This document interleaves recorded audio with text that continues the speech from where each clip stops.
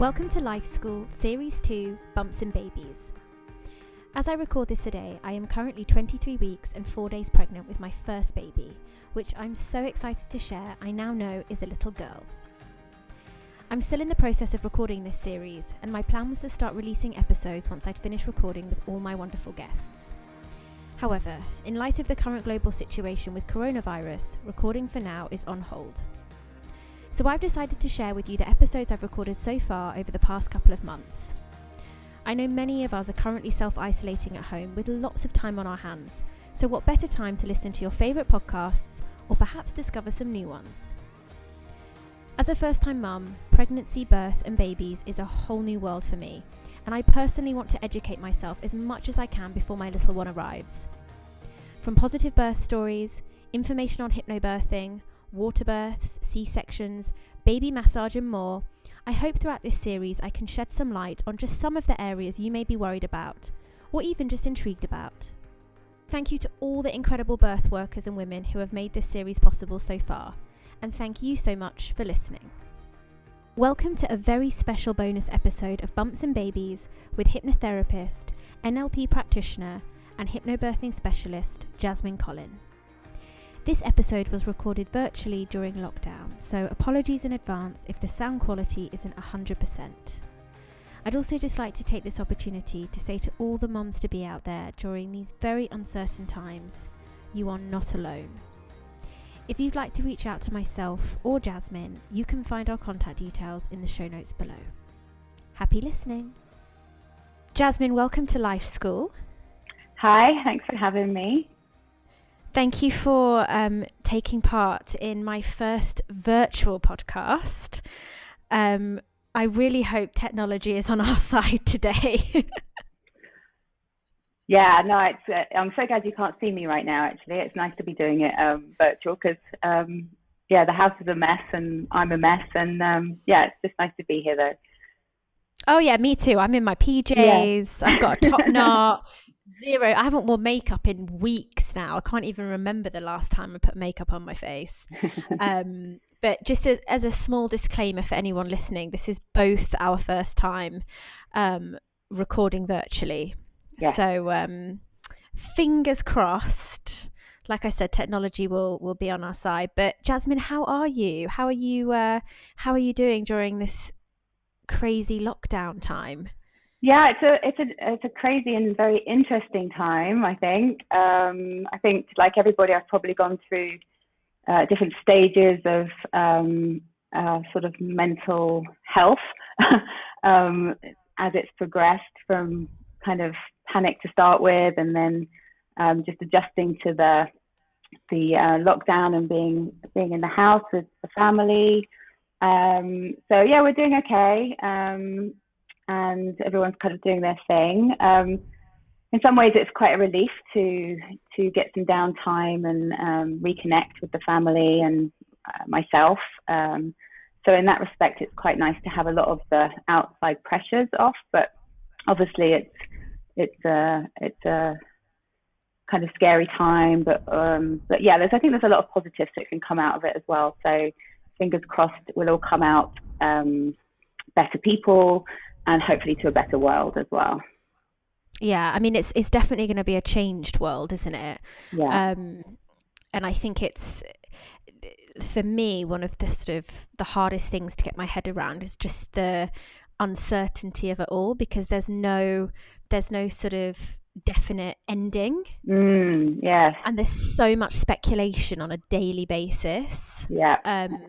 As we get new updates and things coming in, and it's sometimes you just have to sort of shut yourself off from it, because it can be a little bit sort of overwhelming, I think. Yeah, and I think pregnant women have that anyway, regardless of the corona situation. There's a lot of information coming at you all of the time about childbirth and pregnancy and parenting, and so even without this going on, it's quite overwhelming. But this on top of it can kind of ramp up those, the anxiety or the not feeling in control, not knowing when it's going to end or what's going to happen next. And that's actually very much like birth, or certainly like labor, Mm. with the not knowing bit. So yeah, it's a interesting and tough time for pregnant women right now, I think.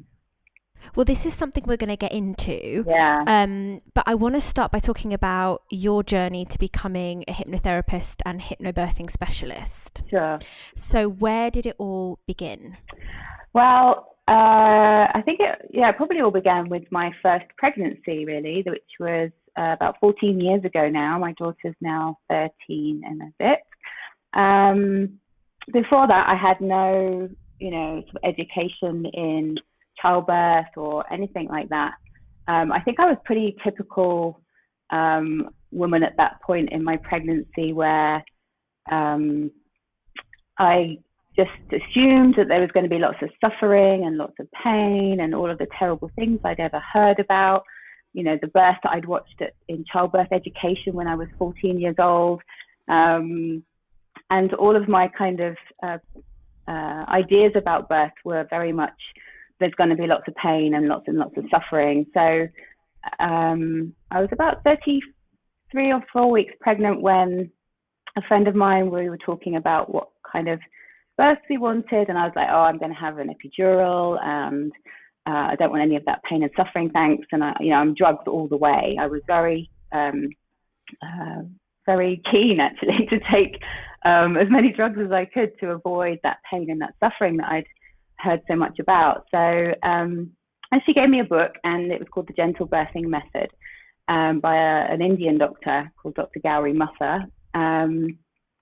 And in it had some great advice on nutrition and physical exercise, and then a really interesting section at the back on mind preparation. And during that, and in that section, there was a little section on your beliefs about birth, and it got you to question where your births about belief came from. And it talked about something called the curse of Eve, which was in the Bible. And I was brought up very religiously, so I was conditioned and programmed to believe that women were destined to suffer in childbirth forevermore because of Eve giving Adam the apple in the Garden of Eden. So it wasn't surprising that I believed that, because that's what I was taught as a young girl, and everything I heard after that kind of reinforced that message. And then I kind of asked myself where that had come from and if I wanted to believe that anymore.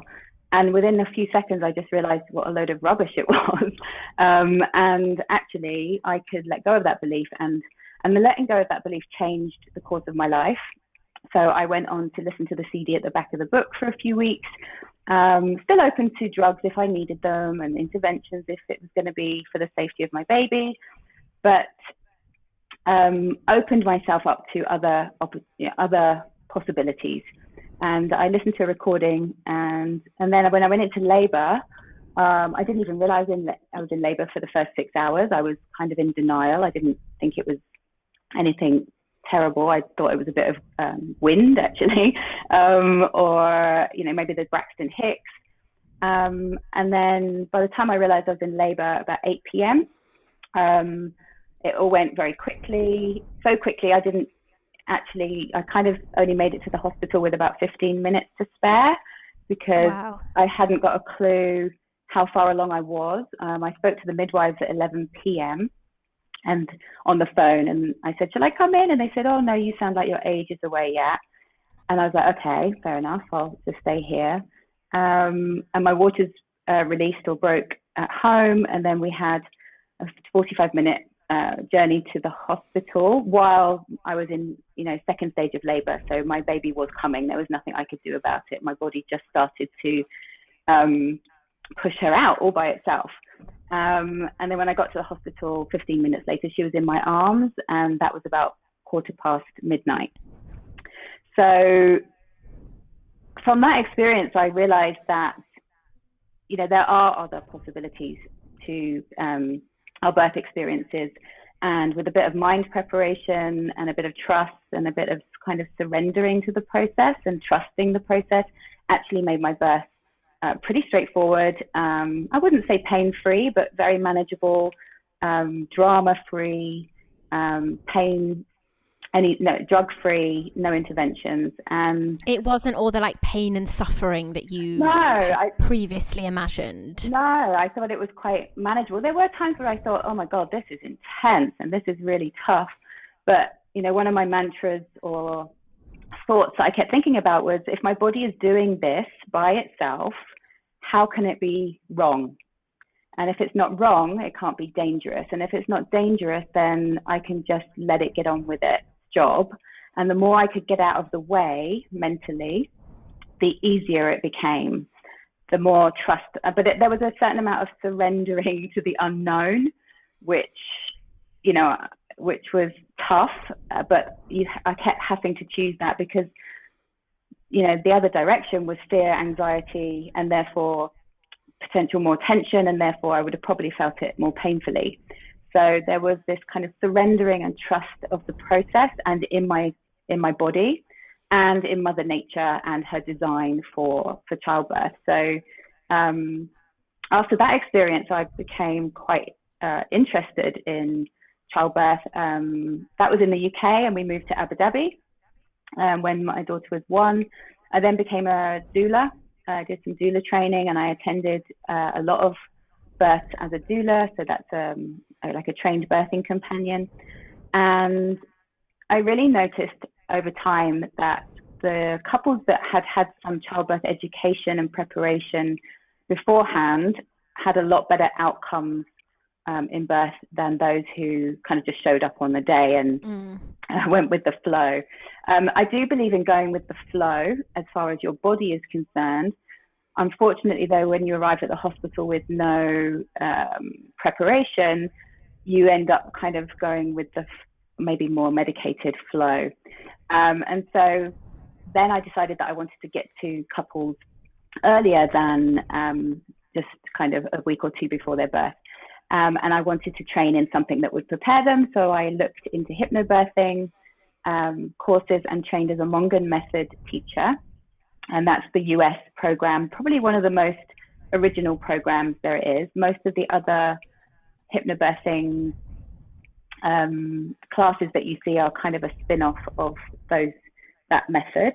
And I've been teaching that I taught that for a number of years. And then about 5 years ago, I decided to deepen my practice of hypnotherapy and become a clinical hypnotherapist. So I did a year's diploma course. And now I kind of combine my Mongan method training with my hypnotherapy training and my doula training. And I'm also an NLP practitioner, so neuro-linguistic programming. And I combine all of those tools and ideas with kind of going back to basics as far as how our bodies are designed to birth, and try and help couples to go into their births feeling calmer, more prepared. And so, yeah, I've been doing that for about 10 years, nearly 11 years. And then I had my son while I was doing my hypnobirthing training, actually. So I got to try out all of these new tools from that training on my second birth. And how was that? It was still very calm, but it was still very eventful, in that I had planned a home birth, a home water birth this time in my mum's house in the UK. Even though I was living in Abu Dhabi, I went home early and planned that because I felt that my first birth had gone so well. I thought, well, I could have stayed at home for my first one, and so I felt very confident in staying at home for my second. And again, it kind of got ahead of me, and I didn't realize how far along I was. I spoke to the midwives when the surges or contractions were about 3 minutes apart, and I said, I think you should come now. And they just said, okay, well, let's wait a bit. Let's wait until they're 2 minutes apart, and then we'll come. And I kind of went, oh, okay. Forgot to tell them that I was a hypnobirthing teacher. Forgot to tell them that I had a quick first birth. And then after I got off the phone, I got in the water.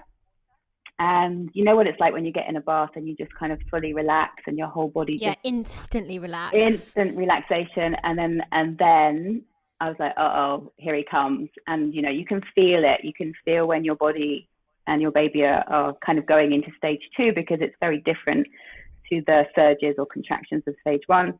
And I said to my husband, he's coming. And he's like, oh, God, not again. And we tried to get the midwives there, but they couldn't get there on time. So we had to call an ambulance, even though we didn't really need one. So half an hour, or maybe 10 minutes later, I can't remember, I could hear the sirens coming down the road.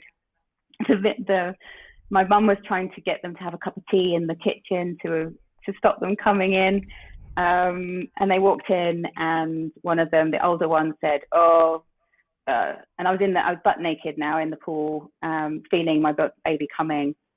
And he said, oh no, she's still a couple of hours away. Her belly's still really high up. And I remember turning around and saying, 2 hours, you are joking. This baby is coming in like the next few minutes.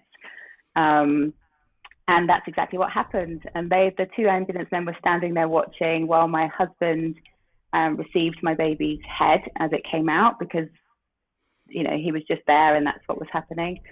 And then I think around then the midwife arrived, but it was all kind of done and dusted by then. And so yeah, it was once your body takes over, there's not much you can do to stop it. And so yeah, it was the best thing about a home birth was that I could just get out of the pool and sit on the sofa and eat my mum's lasagna, and everyone went home and we were just at home, and it was a very beautiful birth, regardless of the drama. That just sounds incredible. And do you think that it was a combination of your training, being at home, the environment, the water? Was it all those sort of things that contributed, do you think, into you having a really smooth, obviously eventful, but a smooth birth? Yeah, I had planned to use the water much earlier on to labor, and sort of do the labor in it. I wanted a water birth, but for me, I think the laboring in water is actually the most useful. But I do think that full relaxation of the body just moves things along even quicker at that point. I think being at home is lovely because, you can really manage the environment. And even though I did have 2 complete strangers staring at me while I was naked in the tub, it didn't bother me. And yeah, I had full trust in my body. And I think my training and experiences by then had led me to have that trust. But I think that trust is even there for my first labor as well. So it sounded like you sort of laid the foundations for your first, and then you just built on it. And for people that don't know, can you explain a bit about what hypnobirthing is? Because I think some people may have heard of it but don't really have any idea what it is. Sure. Yeah. I think hypnobirthing has become quite more popular these days, and more people have heard of it because I think we've got royalty, UK royalty doing it. Yeah. Recently about her hypnobirthing experience, didn't she? She did, and lots of celebrities as well. So you might have heard of it, but it's basically a childbirth preparation method that gives couples the knowledge, the skills, and the confidence to have a positive birth. We do focus on the natural process of birth because it is designed really well. So we focus on supporting the natural process as much as possible, but we also prepare the couples for other paths that birth may take. So, I'm not against interventions and other medical procedures when they are life-saving, when they can really affect the safety of the mother and the baby. But we try and follow the natural approach as much as possible. And doing the classes helps kind of stack the odds in couples' favor of that. We don't promise a natural birth. We don't promise a pain-free birth.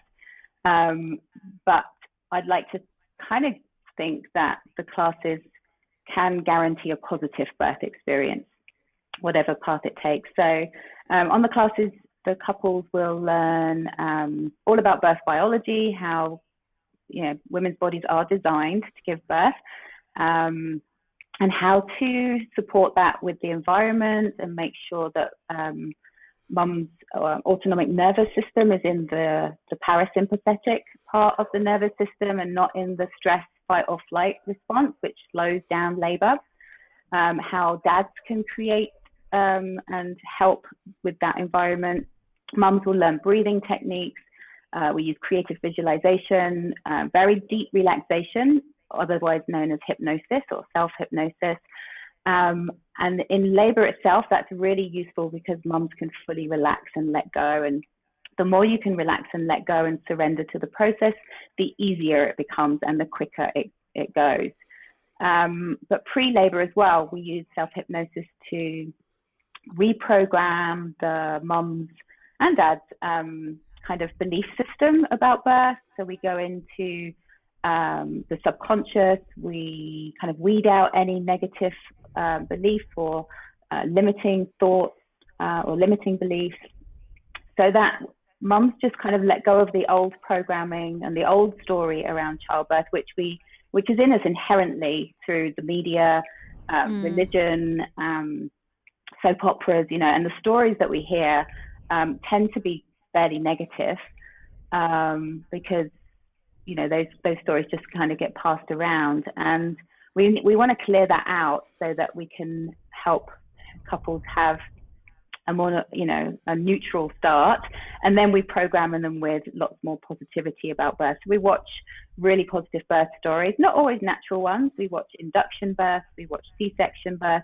all using hypnobirthing techniques to help parents stay calm and in control of their emotional state, no matter what's going on around them. And we also cover birth preferences and how to make informed decisions about your care. So yeah, that's all incorporated in my classes anyway. Yeah, I think it's so important for people that might be a little bit put off by the sort of maybe hippie connotations that come with hypnobirthing, to kind of know that it's not just about, if you do a hypnobirthing course, like you said, you're not guaranteed a natural birth, or even if that's not your preference, but about learning how to manage situations and be in that place of choice. Because I think when you're calm, you can then make sort of rational decisions, whereas I've heard from a lot of women that with their births, they felt like it sort of happened to them. Everything was very rushed. It was a bit of a blur. They didn't know what was going on. And that makes me so sad, because I just think, if you just have a few tools in your toolkit to be able to be really present and in the moment and go, hang on a minute, okay, let me pick out some of these tools and be able to kind of just be present and in that place of choice, then regardless of what path it takes, you'll feel positive. You'll feel really good about it at the end. Absolutely. Because I think that's all we really want, isn't it? We just want to have a really positive birth experience and start our lives with our children, in that really positive way. Because it makes me so sad when I hear about people who look back on their birth and feel, regret or a sense of failure or anger like that. It makes me really sad, and I'm sure you're the same, and you must see this all the time. I'm sure you get a lot of ladies that come to you that have had a trauma with their first or second birth and are looking to sort of heal that. I do. I get a lot of second timers who feel exactly that way about their birth, and when they do the classes, they're like, oh my God, I wish I'd done something like this before. And they usually are the most evangelical about the classes, because they realize how important the information and the skills were. And it can be quite a healing process for them to use them in their second birth and feel more in control and calmer and more informed about the whole thing. And you're so right about a positive birthing experience. When you look at a study that was done, it was a study done in Sweden, and they talked to a lot of mothers about what made their birth a positive experience. There wasn't anything about, oh, it had to be vaginal, oh, I had whale songs singing in the background, or, you know, the ingredients of a positive birth are feeling in control, feeling like you were the one making the decisions, and they need to be informed decisions. So you're given all the information about the benefits and the risks of each procedure, and they felt they were a part of the decision-making process, that they felt safe and supported by their husbands and their doctor, and the hospital was supportive. And, you know, feeling like they'd done a good job, no matter how it went, feeling that they'd done their best. And like you say, you know, going into early parenting, feeling good about themselves and not feeling like a failure. And being able to meet their babies, you know, emotionally right from the very beginning, rather than having to process the trauma of that birth experience. Because I think that takes you away from your baby in those first few moments, hours, days, weeks, potentially even longer, where you are processing a traumatic experience. And we touched on this in the beginning. You know, obviously being pregnant during any time can be, you know, it can be stressful. There's a lot of uncertainty. You can suffer with anxiety on varying degrees around all sorts of elements of pregnancy. But obviously during these times, I feel like that is sort of ramped up, like you said. How do you think hypnobirthing can help even more so during these sort of very uncertain, scary coronavirus times?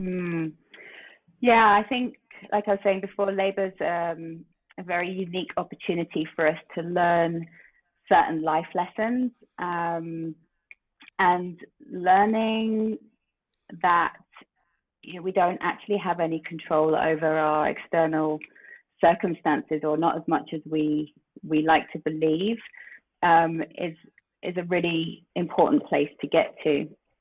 And I really believe that the hypnobirthing tools kind of help mums to realize where their true power lies, and that's, you know, kind of deep within themselves, in their ability to manage their state, or self-regulate, or so that they can remain calm and feel in control no matter what's happening around them. So I think, especially in labour, this is something that women learn quite quickly, or hopefully learn quite quickly, so they can just let go and surrender to the process.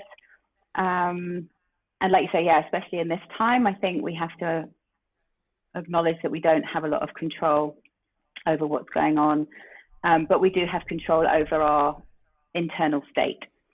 So learning how to use your breath to calm your nervous system down, you know, not doing too much social media of negative things going on around you. I mean, I would say that to any pregnant woman, to limit the amount of negativity and anxiety provoking news or stories. I would say, you know, stop doing that, but especially now with the COVID-19 situation, I would say to limit that as much as possible and focus on what you do want. So creative visualization of how you want the birth to go, using the relaxations that you get in a hypnobirthing course, or if you're not doing a course, just find something that relaxes you. There's lots of free stuff online these days, so making time to prioritize your mental and emotional state. So yeah, and obviously the hypnobirthing tools that you'd learn on the course would help with all of that. Yeah, because I personally know that there are quite a lot of pregnant women at the moment that are due very soon who are having to completely reassess their birth plans, or birth preferences, we should say. They are having to kind of accept the reality that, their family isn't going to be with them. Yeah. Because flights, have been cancelled.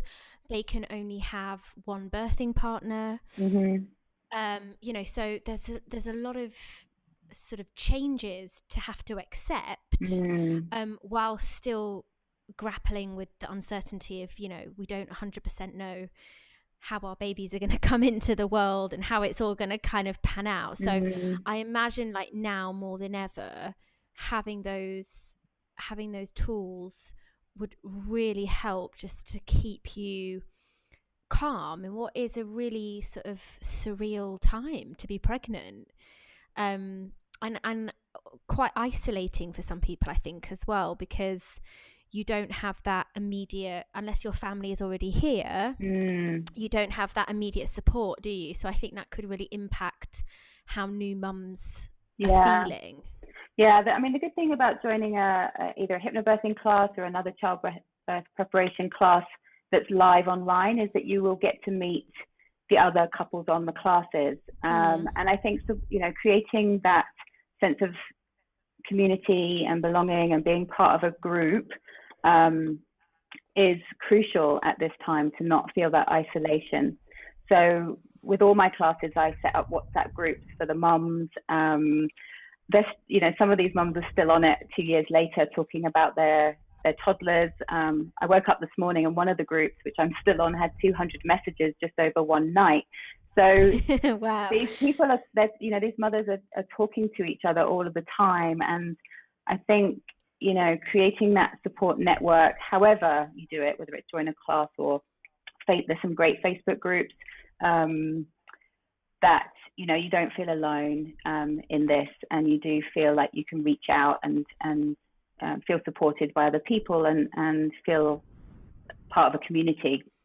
And we have our Facebook group, the Informed Pregnancy and Birth UAE Facebook group, which is a great place to ask questions and connect.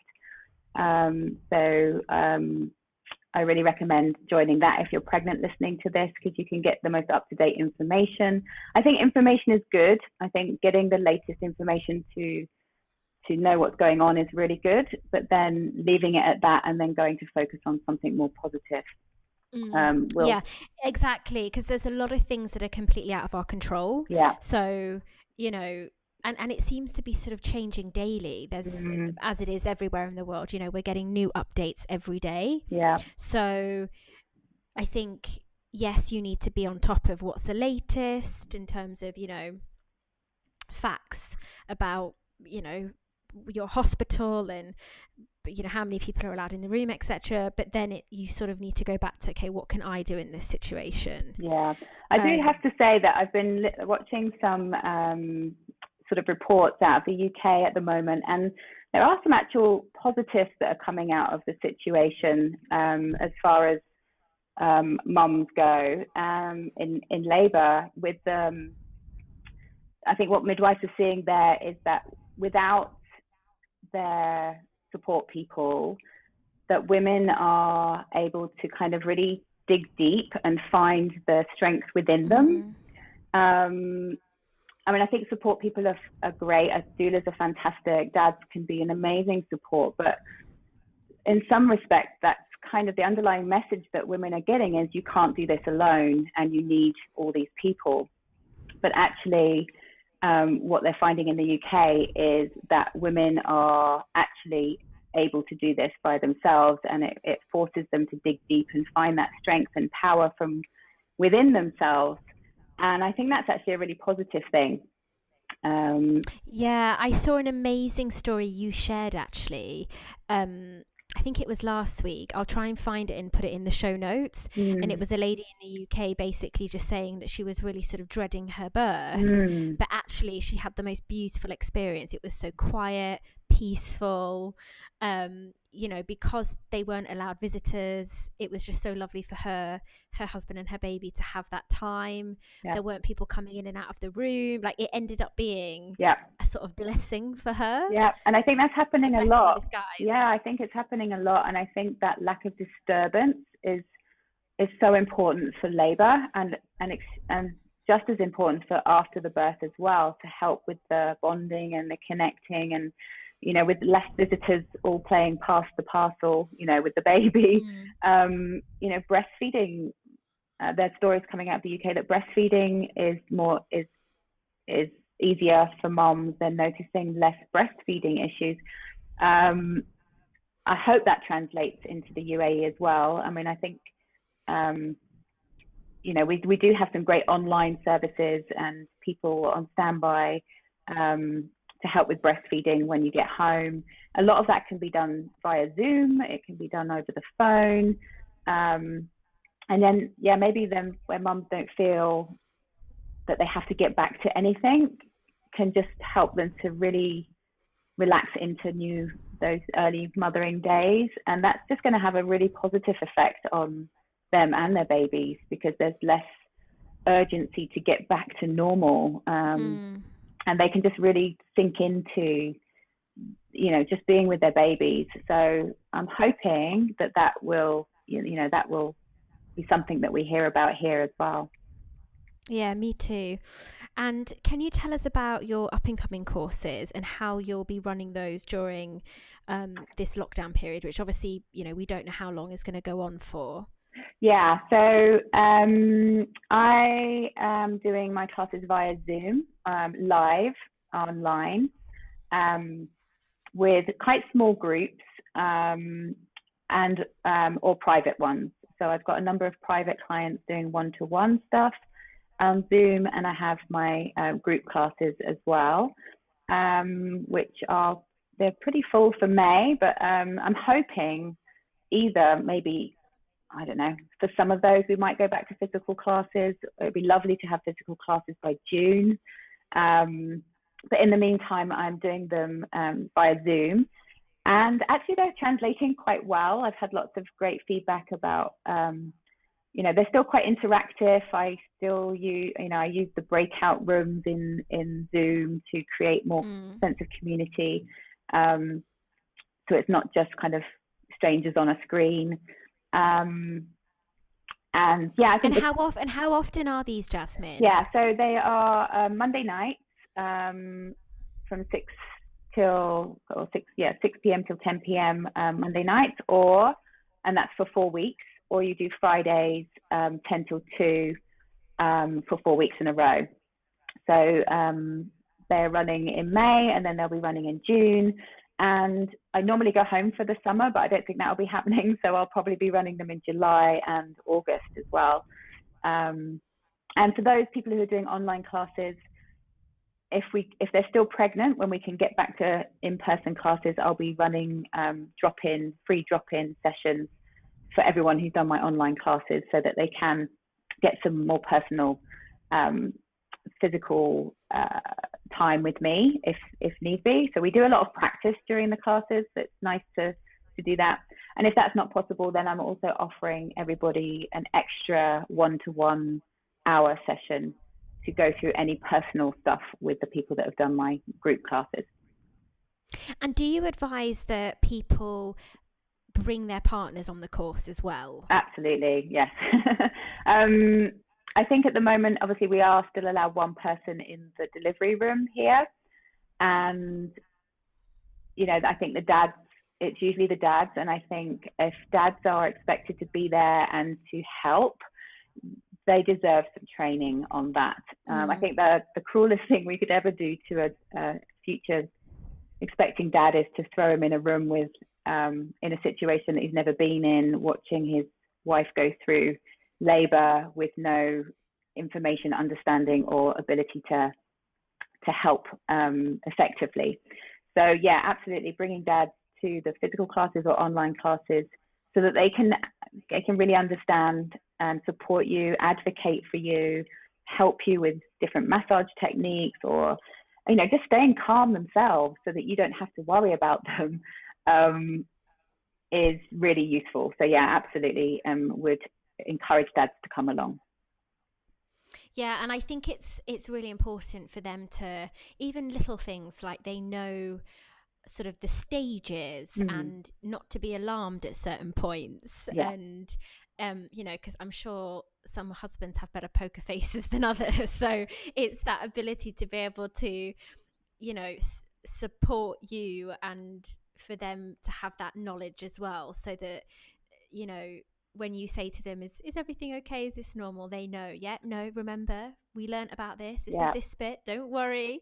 They can kind of, because like you said, at the moment we can only have one birthing partner, so you really want that person to be your rock. Yes. You know, and I think that sometimes dads can get a bit forgotten about during the pregnancy, because it's all about you, isn't it? And you sort of get all the attention, but I think it's a lovely bonding experience as well. Absolutely. It's something that you can do together before baby comes. Yeah, absolutely. I think feeling like a good team during the birthing, labor and birthing process really does set you up for those, those first few weeks, months of having a newborn in the house. And it's not just the birth of a baby that day, it's the birth of a mother, and it's also the birth of a father. We absolutely need to include them. And being part of a program like Hypnobirthing or antenatal classes can help, make sure that you're on the same page, make sure you go through that kind of doorway into parenthood, holding hands together. And I think that can really set you up for a better relationship in the future as well. Absolutely, I couldn't agree more. What I'm going to do is put your contact details in the show notes, so people can get in touch with you if they want to inquire about whether it's next month, June, July. They'll be able to get in touch with you. Yeah, that'd be great. Thanks.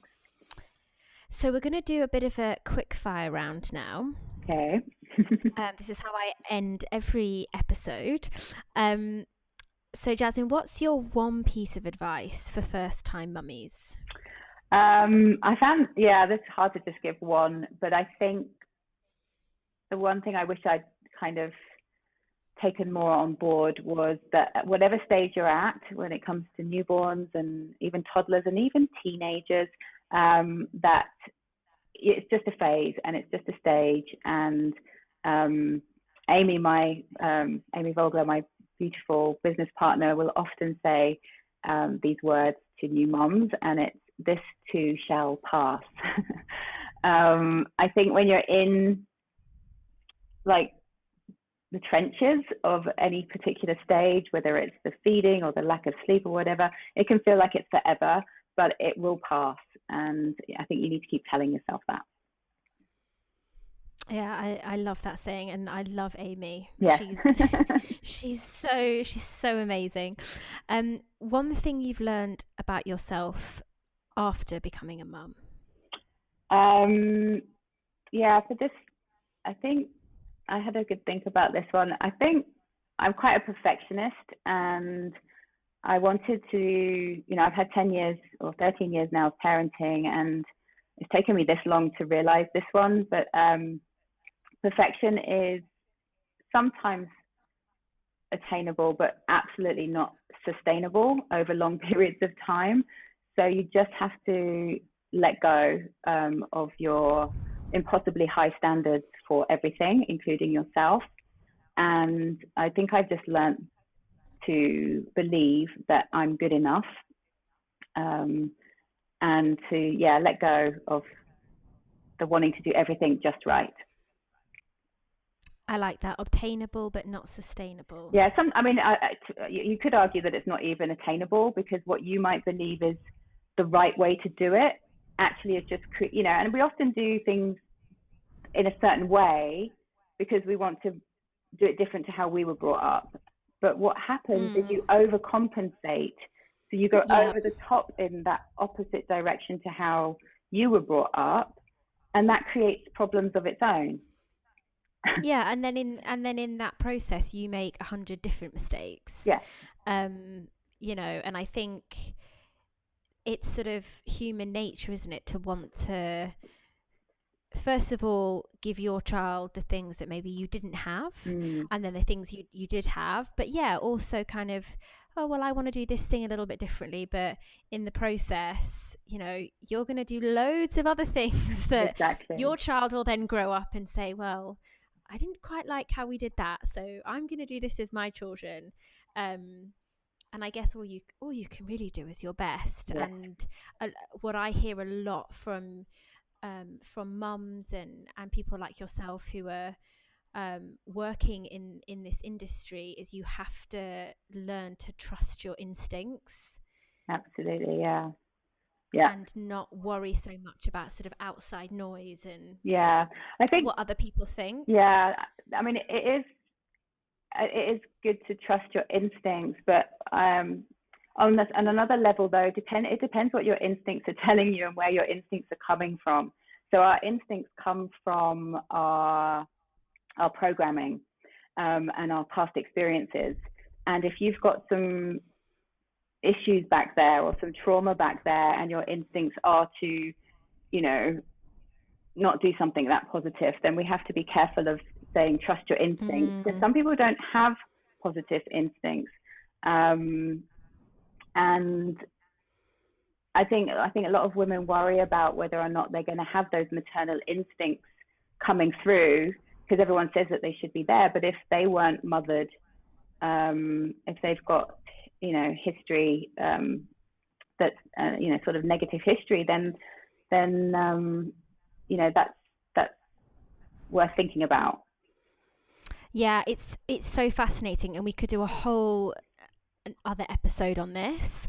I think it's so important to make sure, last year I went through a coaching program, an intense 6-month coaching program, and I received a lot of coaching, and I did a lot of work on myself because I had quite a few self-limiting beliefs that I was keeping hold of, and they were from when I was a child, and I wanted to let them go.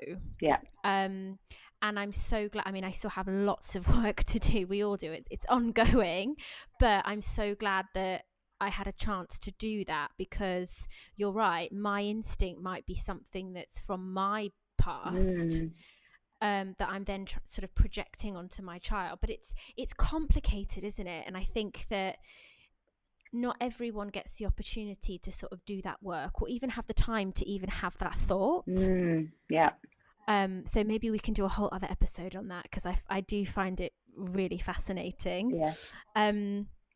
What's one thing you wish someone had warned you about before you became a mum? Well, interestingly, it follows on exactly from what we've just been talking about. And I wish that I'd realized before I got pregnant about how my issues and my unresolved and subconscious issues from my childhood might show up in my children later on. So I think understanding that we unwittingly will project our kind of subconscious beliefs or attitudes or states onto our children when they're quite young, certainly right from even pregnancy onwards. Our babies are connected to us physically in the womb. So, and in those early days of parenting, they are literally open sponges. They are completely they're kind of absorbing everything. And even if you're not saying something or doing something, they will pick up on all of your stuff. And that will become absorbed by them. So I think if I'd realized that beforehand, I would have done a lot more work on myself beforehand. So that's the answer to that. It's hard though, isn't it? Because there's a part of it that's inevitable, because we're human. So we're going to pass things on.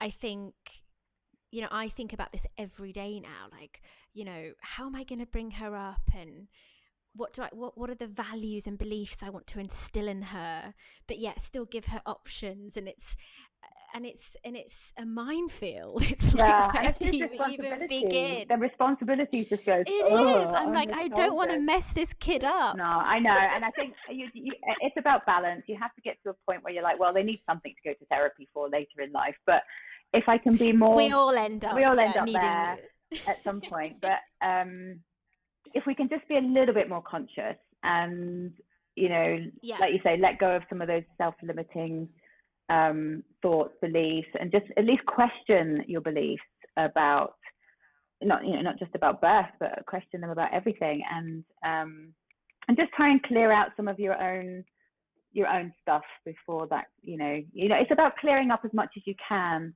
from from what you've received from your parents, what they received from their parents, generation by yeah, generation.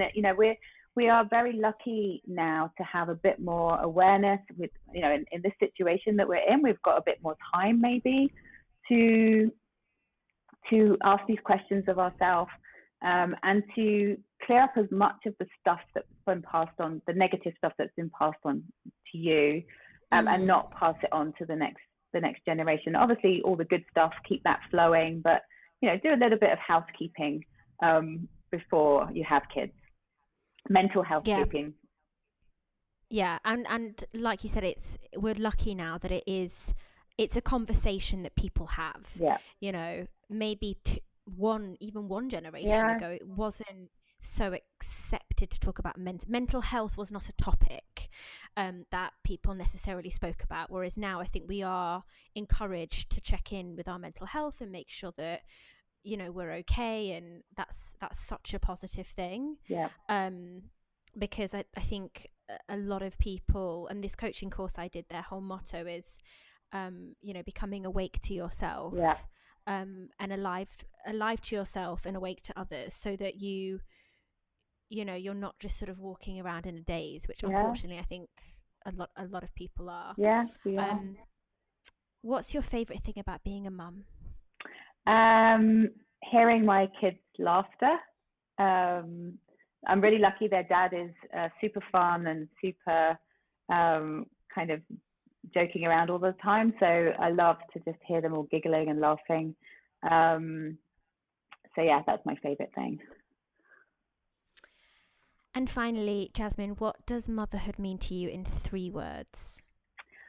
Yeah, this was quite hard as well. So vulnerability, um, but also on the other side of that, strength and connection. I think it's really helped me to connect with myself more, and it's helped me to connect with others more. So yeah, those 3 words. Oh, that is so beautiful. And just before we wrap up, do you have a message for any expecting mums listening right now who, are maybe feeling overwhelmed and scared, given obviously what we're all currently going through and living through? Do you have any Mm. sort of words of wisdom for them? Yeah, I think kind of similar to what I was saying before. Just get the information you need, but then come off of social media. Um, get some physical exercise, whether that's doing some Pilates, online Pilates, or yoga, or walking around the house, or walking up and down the stairs to, not just because it's going to be better to help keep you fit for labor, but also because of endorphin release. And use your breath. We talk about always taking a deep breath, and I think I remember for quite a long time getting sick of people telling me to do that, but there's so many studies to show that your breath can help you keep calm. So you learn this on the hypnobirthing course, but it's very simple. One of the breathing techniques is to take a deep breath in and then a longer breath out. And if you're doing yoga or any other kind of class like that, they teach you this breath all of the time. But there's something very special about breathing out for longer than you breathe in, as it calms the nervous system down. So lots of regular calm breaths, and find some way of relaxing. So there's actually a free relaxation on my Facebook page. If you want to go there, you can just go to the link and you can download a free relaxation. It's about half an hour. I've been told that most people are asleep by the time they finish it, so that's going to be good. So please feel free to go and download that and listen to that, and make time for regular relaxation throughout your day. A lot of my mums at the moment are, trying to work from home, and they've got so much stuff going on, and they they're not making time, but you have to make the time for yourself. So prioritize yourself, your emotional health, your physical health, and then join my hypnobirthing course, of course. Well, what I'll do is I'll put all your information in the show notes, including the link for that free relaxation, because it's amazing. And I think women can just use it every night if they need to, just to help them, fall asleep, even during the day as well. Just to check in and have that relaxation. And if anyone's really, really worried and scared, and they want to reach out and just have a chat with me, I'm more than happy to do that. So I think sometimes just talking about your worries and your fears, and talking to somebody who's been there and has, whether that's me or one of the other amazing hypnobirthing teachers that we have in Dubai, come onto our Facebook group as well, and put your concerns and worries on there, and feel the support of a community, because you are not alone in this. We are all here for you. Yeah, and there is such an amazing community here. So I second that to any mums to be listening. Please reach out and speak to someone, because there's amazing support available, and just by speaking out loud, it can really help. Just vocalizing your worries can be a real release of anxiety and stress. Things are hard, but you're not alone. We can do hard things, especially if we're together. Of course we can. We're women. Yes, exactly. We can do anything. And like I say, we're all here for you. So reach out and.